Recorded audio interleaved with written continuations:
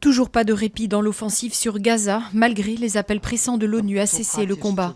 Mercredi matin, 5 Palestiniens, dont 2 enfants, ont été tués par des tirs de chars d'Israël, portant le bilan à au moins 644 morts côté palestinien, contre 31 côté israélien. Les grandes compagnies aériennes ont été contraintes d'annuler leur vol vers Tel Aviv, à la suite d'un tir de roquette de Gaza près de l'aéroport Ben Gourion. Une nouvelle manifestation pro-palestinienne est attendue ce soir à Paris sous haute surveillance. Le rassemblement à l'appel d'un collectif est cette fois autorisé, contrairement à celui du week-end dernier qui avait dégénéré, tout comme celui de Sarcelles où 4 jeunes interpellés ont été condamnés hier soir à de la prison ferme. Le ministre de l'Intérieur Bernard Cazeneuve a prévenu que si des provocateurs se rendaient à la manifestation parisienne, ils seraient neutralisés.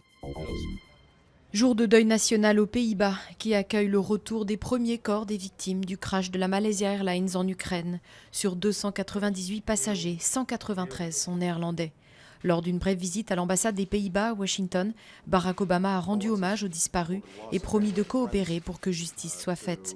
Selon les renseignements américains, l'avion a peut-être été abattu par erreur par des séparatistes pro-russes mal entraînés.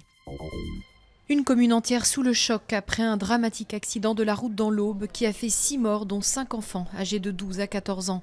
Originaires de Nangis en Seine-et-Marne, ils rentraient d'une excursion lorsque leur minibus a heurté un poids lourd roulant en sens inverse sur une route départementale. Leur animateur de 29 ans qui conduisait est également décédé. Ce fut l'une des révélations du mondial. L'attaquant vedette colombien James Rodriguez, meilleur buteur de la Coupe du Monde au Brésil, a signé pour 6 saisons au Real Madrid. Le joueur de l'AS Monaco a été présenté au stade San Bernabéu devant des milliers de supporters. Après le milieu de terrain allemand Toni Kroos, il s'agit de la 2e recrue de poids pour le club madrilène.